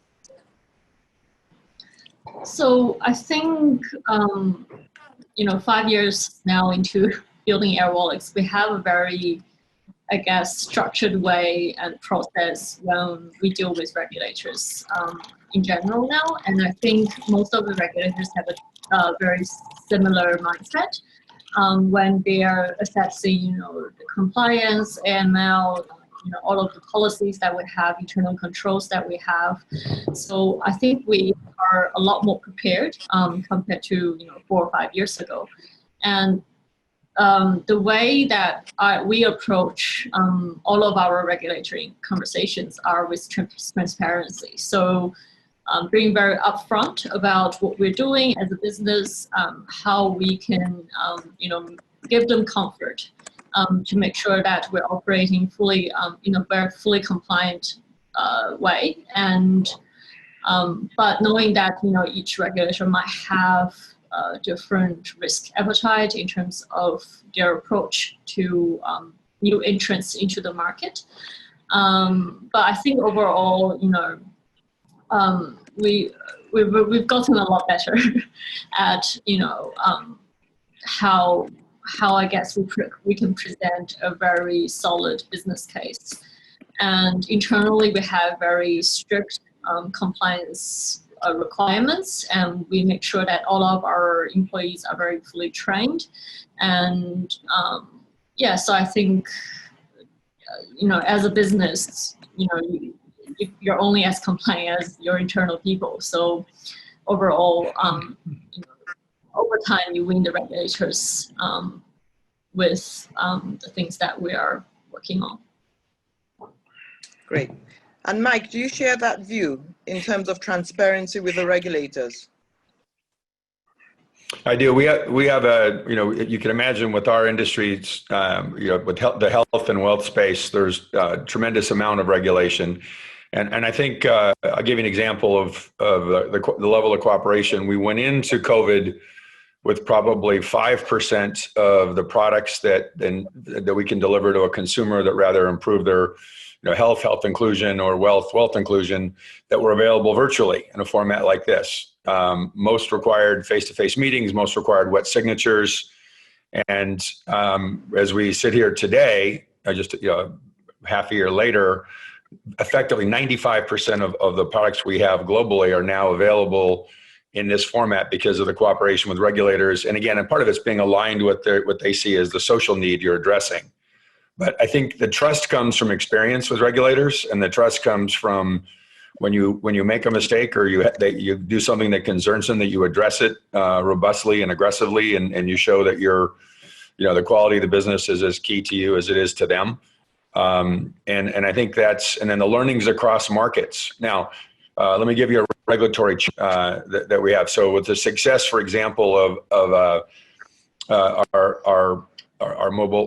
health ecosystem, Pulse, if telemedicine is turning out to be incredibly popular. We knew going into COVID that it was popular with young people because they don't like sitting in a doctor's office waiting for the doctor to feel like they're ready to see them. And they like just the efficiency of it. We know people who are away from city centers liked it. Now we're finding, of course, older people concerned about health.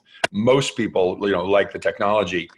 We can't transfer medical data across jurisdictions, across country borders, and most medical licenses don't cross country borders. So at some point you could run into a choke point here where you have a misalignment of the medical capability with the ability to get them accurate data and them to perform a valuable service in country. And those things are going to require a lot of cooperation with a lot of dimensions of regulation, because that's not one department of a government, that's multiple departments, right? And they've got to see that as a need. So those sorts of things are ahead of us, but the things that have happened behind us have been very successful as regulators. Okay, great. Thank you for that. Now, just to wind up and just to start to round off our conversation, prior to this session, we had crowdsourced some opinions on digital technologies that would have the most impact on financial services. And some of them were central bank digital currencies, sustainable finance, open platforms, machine learning and AI, big tech, new banking licensing, and others. In Nigeria, some of the bets were on CBDCs and open platforms. Can you share your own bets and thoughts, and then also close with some personal advice for our business leaders and policymakers in attendance? So I'll start with you, Justo. Well, I'll start with the advice. I think that the transformation journey is a very difficult, interesting journey. It needs to start at the top, at the board level. And while there's been a lot of discussion of new learnings, relearnings, a new way of doing things, new way of thinking, it's also a lot about unlearning a lot of the cognitive biases that we've acquired over time being successful enterprises. And we have 6 pillars in our transformation journey, the most important of which are culture building, and a culture of experimentation, a culture of living a purpose and values-based, as opposed to always being compliance-based. People and building an agile organization and reskilling people. We have 73 new job families that have been created in the last 4 years that don't sound like anything you would see in a bank. Our processes, of course, and there's a lot of processes, cloud, robotics, AI, APIs, etc. So that's the third. The space, virtual and physical, and how they interrelate with each other. And our strategy needs to evolve accordingly. And the last bit, which is probably one of the more important bits along with culture and people, is the idea of community. That innovation is going to grow exponentially. That customers will have development tools, APIs, SDKs. They'll learn to code. They'll build their own interfaces with whoever they transact with. And that exponential growth, speed to market, can only be achieved in collaboration with other institutions. And that's a mindset change for a very large, mainstream, successful organization that knows what it's doing, has been successful, and is vertically integrated in terms of all its products and services. And I think that needs to be changed going forward, where collaboration, a sense of community, more customer centricity as opposed to product centricity become critical going forward. So that would be my sort of closing remark. And your technology? Our technology, we use, that's on the back end. So we're on the cloud. We use AI We have an API marketplace for our own APIs, and we host others. We use robotic process automation on our processes as we convert them from manual to purely digital. So, you know, we do all of that. So we have a whole suite of technology, and we're now moving into a DevOps environment of continuous integration and continuous deployment that will really speed the change without the sacrifice of quality and in the products and services. Okay, great. And Mike, your thoughts on the technology and your closing remarks and advice? Well, I think let me take a slightly different angle, because I think Justo brings up a lot of the key attributes that firms need. I mean, to be agile, you have to partner. Insurance companies historically think they should own every piece of the operational technology chain end to end. It's an antiquated model. I mean, I told a story at a previous speech at when we were all together in Singapore of my second year with a company. I needed an HP printer cable, for those of you that remember those. And the IT team actually built one because they didn't trust going to a computer store and buying an off-the-shelf cable. It looked like a fire hose. We now partner with Babylon, MyDoc, TikTok, Halodoc, Ovo, Tokopedia, Doctor On Call. I mean, all these firms, because they're good at what they do. They have clients that need services that related to what we're doing to increase financial and health inclusion, right? Healthcare is, and I think and we can bring brand revenue scale to those relationships. If I were a firm in the audience who was looking to partner with a almost 200-year-old firm, I would look for proof points that they're actually innovating. I think you have to be very careful. Every insurance company says it's building a data lake. Every insurance company says it's got if they use terms like digital garage or I'm not wearing a tie today, but insurance CEOs generally should have a tie on and look the part. We feel naked without them. They should be able to demonstrate behavior to you that's consistent with compatibility with your idea, that your concept is actually going to fit into something that's working, not some public ambition that's yet to be proven. And I think firms like ours are very open to new technologies because we need to stay with consumer demand. Okay, thank you very much, Mike. And Lucy, for someone in a startup and was also recognized as 30 under 30 in Asia, what are your thoughts and closing remarks? So I think on the technology front, maybe I'll just make a few comments on open platforms. So, Airwallex is actually building our own marketplace, and we this year started working with a lot of other tech companies on producing, sharing data and also producing products that are really targeting our user experience. So probably a little bit different to UnionBank and Prudential. We're very new, so everything we do is actually born on the cloud, and we don't actually have a digitalization process. We are already very and maybe an advice to startups who are watching this event. So just because you're a startup doesn't mean everything you do is small forever. You actually have to be very scalable and sustainable in your approach and thinking about what your company would potentially look like, in 3 to 5 years' time, and really building towards that, as opposed to starting very small and not really thinking ahead on what you want to do. Okay, great. Thank you so much. And ladies and gentlemen, I want to say we've had a very interesting conversation. When we look at the customer perspective, Justo reminded us of how COVID-19 has been a catalyst for digital adoption in general, and what we've seen in the last couple of months has been we've been trying to make happen for a couple of years. But then again, we must also realize that we need to continually have a customer-centric approach, not a product-centric approach.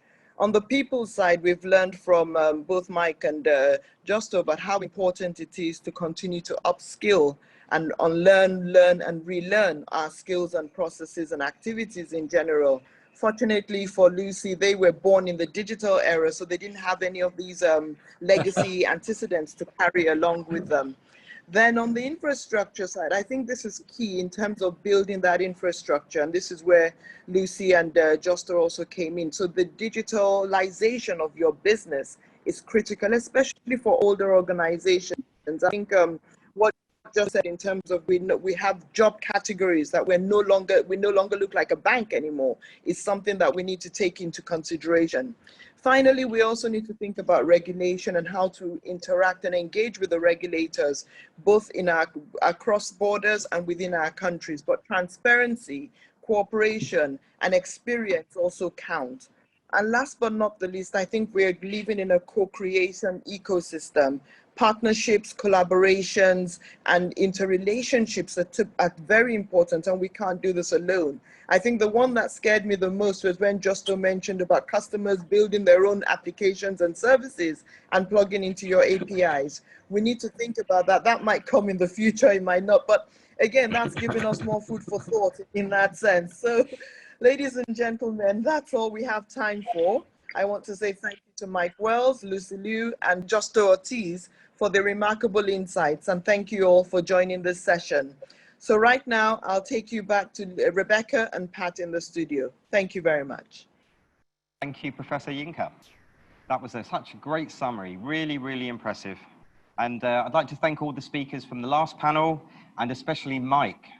So I don't know if you know, but Mike Wells dialed in all the way from the US. That's fantastic. Thank you very much. So now we come to the very last session of today, and we have a real treat planned for you. We have 3 founders here today, both physically and dialing in digitally. And in this session, we'll dive into the tough choices that they've had to make this year and how they've adapted and learned some valuable lessons along the way. First up, I'd like to introduce Ankiti, who as a child wanted to be a musician. And if you're lucky, you might be able to catch Ankiti singing in some of the venues in Singapore. So Ankiti is the co-founder and CEO of Zilingo, and a business that's known for simplifying the supply chain in finance. Thank you for joining us. Next up is Lizzie, who you should hopefully see coming onto your screens now. Lizzie, as a child, wanted to be a forensic scientist, having watched too much CSI. In her spare time, she's the co-founder and CEO of ZestMoney, one of India's largest consumer lending businesses. So thank you for joining us, Lizzie. And last but not least is Louis, who's joining us in the studio. So thank you for making it over here to see us. Another musician who wanted to be a violinist when he was growing up.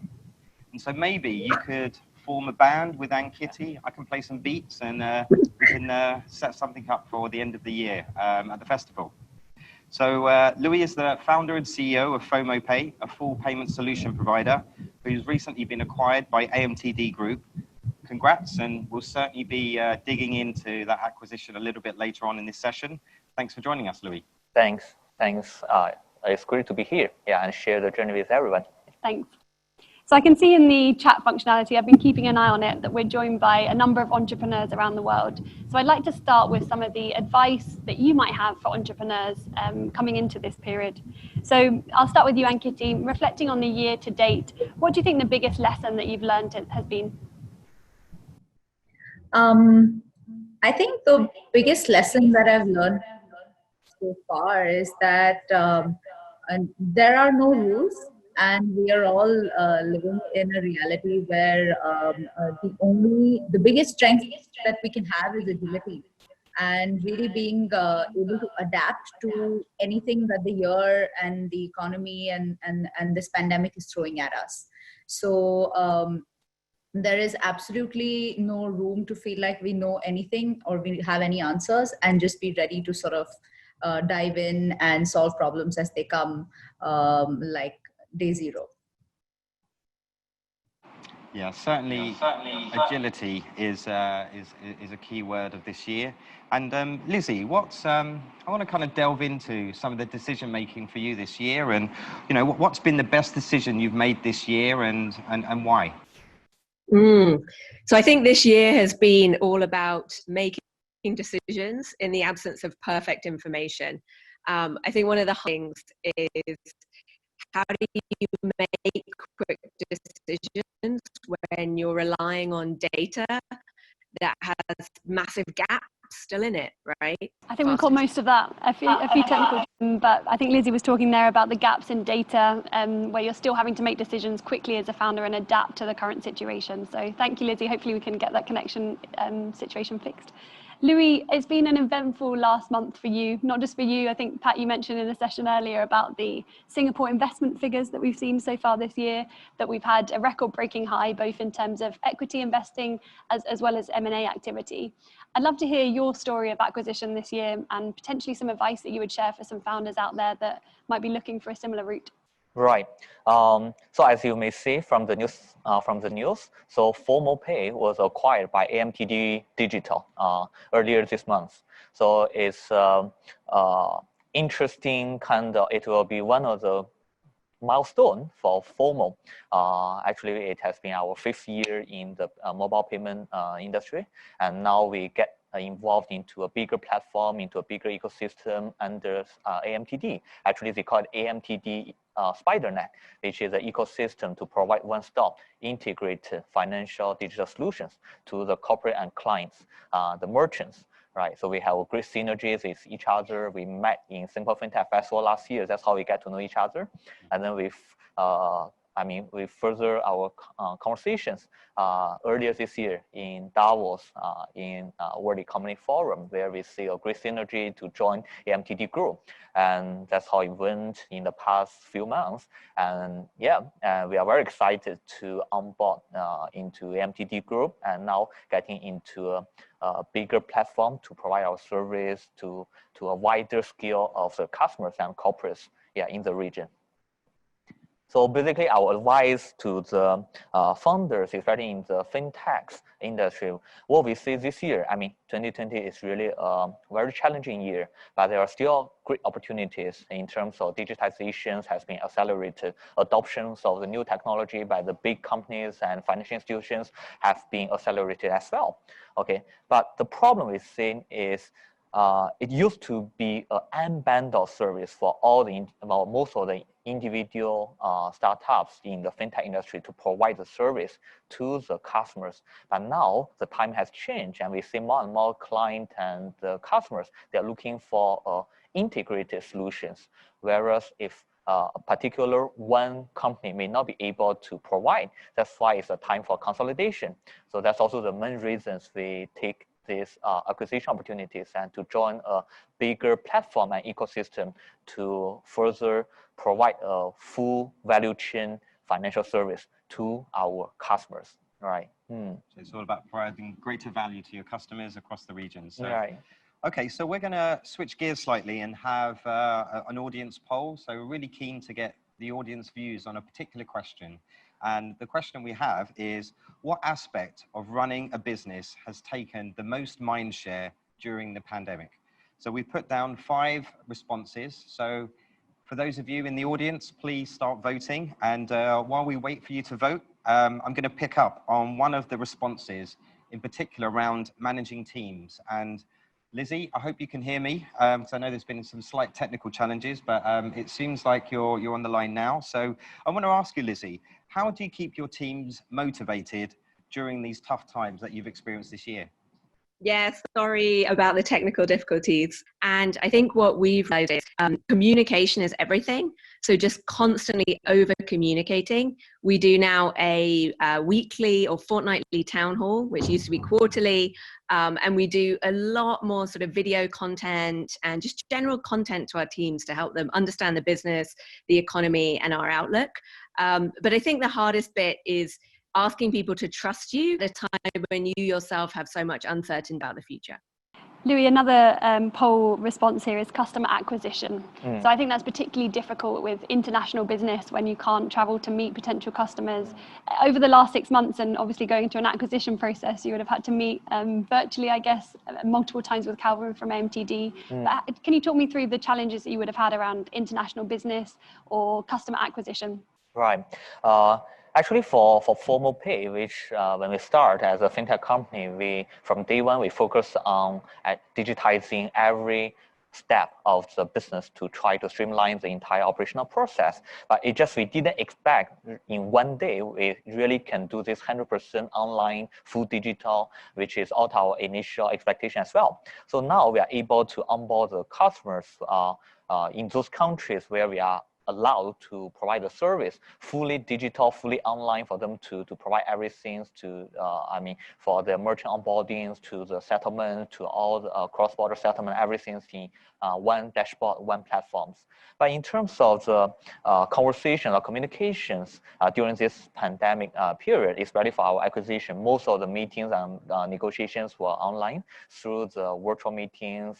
But we just feel like, I mean, it makes you to be more focused and to be more efficient when you have the chance to really stay and work at home, right, without any kind of disturbance by other people. So every day you just focus on your only one stuff. So it really something new, and we cannot expect before, I mean, this kind of COVID happens. And now we are also taking some new initiatives in the company. We want to extend the time for people to stay and work at home. We are still getting all our teams to not to come back office, right? We are looking at the situations. We hope that this can get better, but we are trying to keep everyone to work from home, and then to continue this kind of working style until end of the year. Yeah, and it really changed how our organizations work after this COVID. Yeah.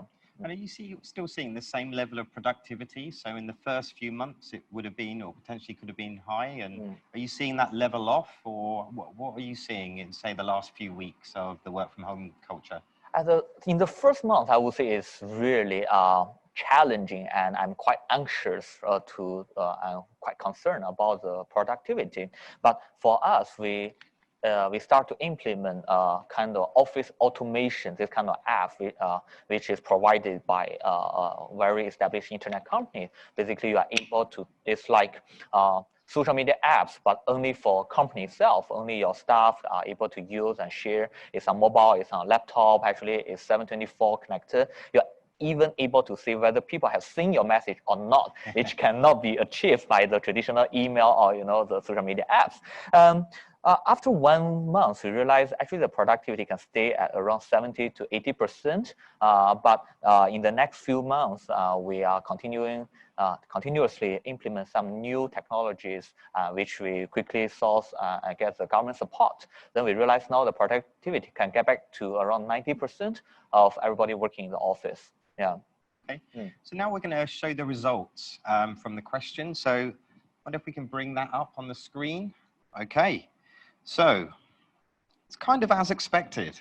So managing expenses and cash flows and business continuity planning were pretty much the front runners here. So you had 30% and a 28%. And so, Ankiti, I want to ask you the question around how do these results compare to, the biggest mind share that you've experienced over the last kind of 3 or 4 months? I think,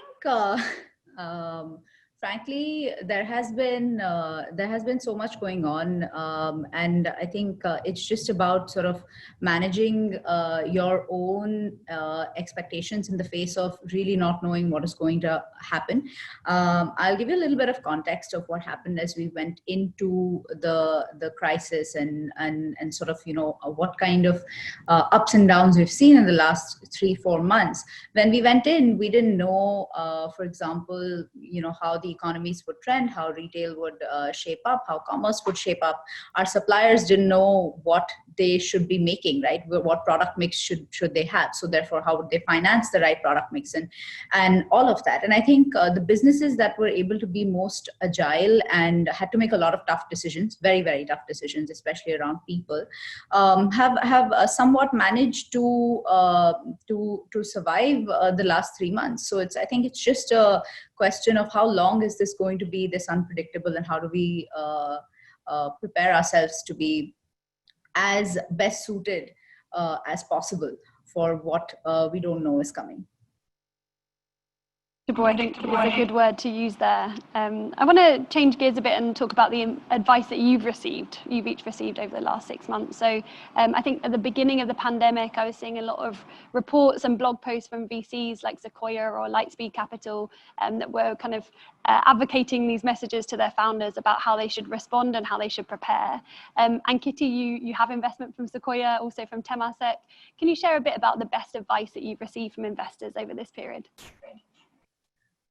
You know, I think it was already in the month of Feb when Sequoia and some of our other VCs had already reached out to us and said, guys, start planning for what if this is really, you know, the worst economic and healthcare crisis that you have ever seen, or that we've ever seen.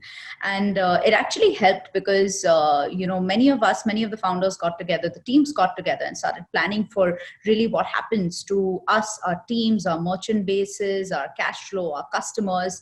And, you know, we started planning the scenarios already in February because we received that advice from our investors, and I think it sort of held us in very good stead. I always call myself a pathological optimist. So I was always hoping that the worst scenario doesn't come to be, but in terms of, you know, where we stand with the pandemic today and how much it has disrupted global supply chains and financing, it's just, it's good that we had that advice around the table. So I'm very grateful and thankful for it. Pathological optimist, that's a great way to phrase it. And I think, Lizzie, you know, you closed your round towards the end of last year, and that was, you know, very good timing. What is the type of advice you've been receiving from your investors? Because clearly that would be somewhat different than others. Yeah, no, it was good timing. Touch wood.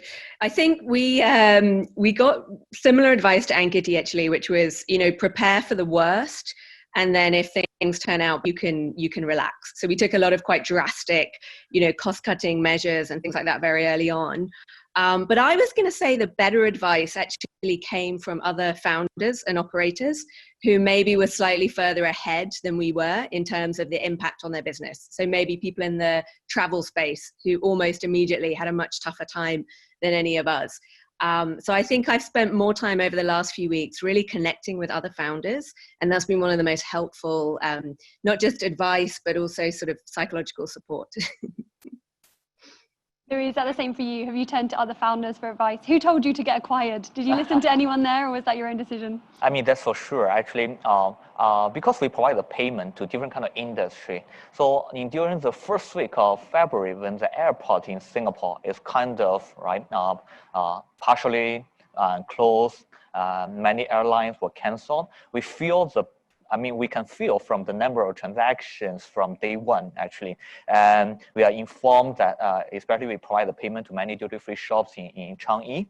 Then we realize that daily sales has got some problem. It triggered our transaction monitoring system, right? Because of the daily transactions and number of transactions are far more less than it usually was, especially it's during the Chinese New Year festival season. Then we quickly start to talk to the customer and merchants, especially those duty-free shops or travel industry customers. Then that's how we are able to get a feeling actually much earlier than most of the other business in the industry, because we deal with money, we deal with payment.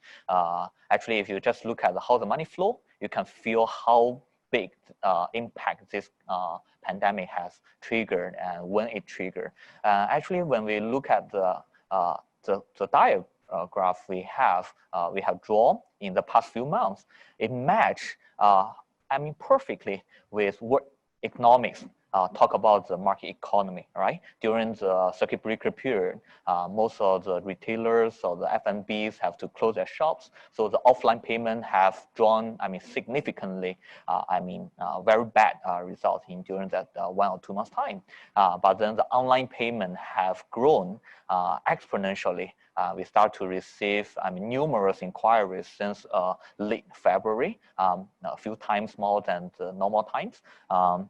And then when the phase 2 starts, then you realize the offline shops start to reopen, then the business start to come back, right? But slowly. So all this you are able to tell from the daily transactions, and we are quite confident. I mean, the economy is recovering well. That's how we can draw the insight from our current, transaction data. Yeah. Well, hopefully we'll start to see some more green shoots over the coming months. But for the last part of this session, let's look to the future.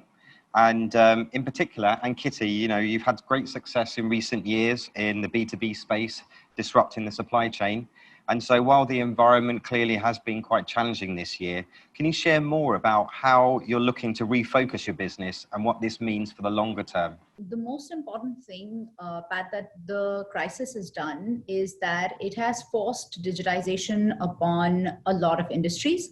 And especially when we talk about B2B commerce and supply chain, it would have taken perhaps 5 to 10 years to achieve the kind of digitization that's now going to happen in the next 2 to 3 years. So imagine a world where traders would trade with agents and other merchants and suppliers with old school invoicing, old school payment methods, with physical sampling, and all of that got dismantled at once because physical contact was impossible, and the entire process had just suddenly broken. So there was a forced digitization as far as I think global supply chains are concerned, not just in our industry or our categories. And I think what it means for the future is that actually a lot of inefficiencies can go away, a lot of efficiency and a lot of value can be unlocked. I don't think there has ever been a crisis which has not tremendously positively impacted the adoption of technology in history. And therefore, as we get out of this pandemic and sort of the damage that it leaves us in, there will be no option but to adopt technology as far as payments, logistics, supply chain, and discovery of products and cross-border trade is concerned. So in general, I think, it's 5 to 10 years of digitization that's going to happen all at once in the next 2 to 3 years. So it could actually leave us all in a much more efficient and value-creating space once this is all over. Sharing, Ankiti. And Lizzie, what does the future look like for you? I saw last week the announcement of the partnership with Google. Google are clearly making big strides in India at the moment. So what does your partnership strategy look like for this year? Yeah, no, I think very similar to Ankiti, we feel that the pandemic has done work that would have taken 5 years in about 5 months. It's much, much easier now to do these kinds of partnerships because the entire ecosystem has woken up to the need for digital financing options. Signing up for physical credit cards isn't going to happen for a while, and that creates a plethora of new partners. The other exciting thing for us is we've been inundated with partners from across the region. So companies in countries like Vietnam, Philippines are now looking for pay later products, and that's been really, really fast and accelerating. So it's a really exciting time from a partnership perspective. Moving on to you, Louis. What does the future look like for you now? Because it feels like it's going to be a different world, a different ball game, now that you're part of the AMTD group family. Right. I would say when we started back in 2015, during that time, there are a lot of fintech startups, who were established during that time. The market very optimistic, right? Everybody talks about unbundle the traditional banking service. So there are many areas, maybe traditional banks who didn't do well. That's where a lot of, young startups who find opportunities to provide better service or who provide better particular service, only focus on one, area. It can be payment, it can be lending, it can be robo-advisory, or even insurance. But after 5 years, now it comes to the kind of challenging time. We do see the market, the sentiment has changed, and the customers are looking for integrated solutions. They expect one-stop solutions instead of, I come to you for payment, I come to another one for lending. Actually, every day there are our merchant who ask, hey, Louis, whether your company could provide the loans to us because we face a short-term, cash flow problem, even though we are just a payment providers. So what we see the future, especially in the next 1 to 2 years time, due to the market changes, right? We do see the big tech players are coming in, a lot of strong consultant or big platforms are forming up, right? If you just focus by providing one particular service, it's going to be challenging. More partnership collaborations need to form up, and more excitingly is traditional, financial institutions are getting more and more open-minded and are investing more on the new digital solutions. So it's a time to look at kind of ecosystem of platform banking instead of, compared to when we started, we only focus on payment, which we have been only focused on this in the past 5 years. That's also the reason why we choose to join AMTD ecosystem, whereas to be able to offer the full value chain kind of financial products to the existing customer or the prospects instead of just focusing on the payment itself. So, and we are also very excited to say that the regulators are getting more and more open right now. There will be digital banking license who are going to issue soon, right? And also is talking also regulators are talking about the CBDC, central bank distribute the digital currency. All this kind of new change from the regulator perspective, from the traditional financial institution perspective, are going to bring the new opportunities to the fintech industry. So that's why we are very optimistic about the upcoming future. Sticking with the theme of optimism, I'd like to ask each of you your green shoot story. So this is something that Pat and I have kind of made a signature. We're doing these sessions over the pandemic. Just one positive news story that's impacted you over the last 6 months. Ideally something from financial services or something that's impacted your day-to-day running of your business. And just a quick fire round to finish up. So I'm going to start with you, Ankiti. Please do share your green shoot story with us. No, so our green shoot story has been that before the pandemic, almost all of our business was run by fashion merchants and textile merchants, and obviously that industry saw a huge drop as the pandemic took over. And as of today, over 70% of our merchants have actually come back to digital sourcing. Many of them have actually gone beyond just pure fashion and textile and found interesting new niches and categories like PPE, gloves, masks. They're making perfume, sanitizers, selling personal care products on different platforms to customers at home. So I think that's really encouraging that, it's the spirit of entrepreneurship amongst all of our merchants, which is still well and alive. And hopefully it's going to take us all out of this pandemic with flying colors. For what inspired me the most during this period is actually in the past few years we have always been promoting the digital payment as a gateway solution provider. But the problem is my family, they don't quite get, especially the elder generation, they don't quite get what's the digital payment. When I explain to them, right, you are able to bring your phones. I bet now they do. Yeah, correct. So they always ask, why not cash, right? Everywhere accept cash, and I can bring my bags, my wallets. I don't have to. It's not necessary to use this mobile payment. It's just good to have.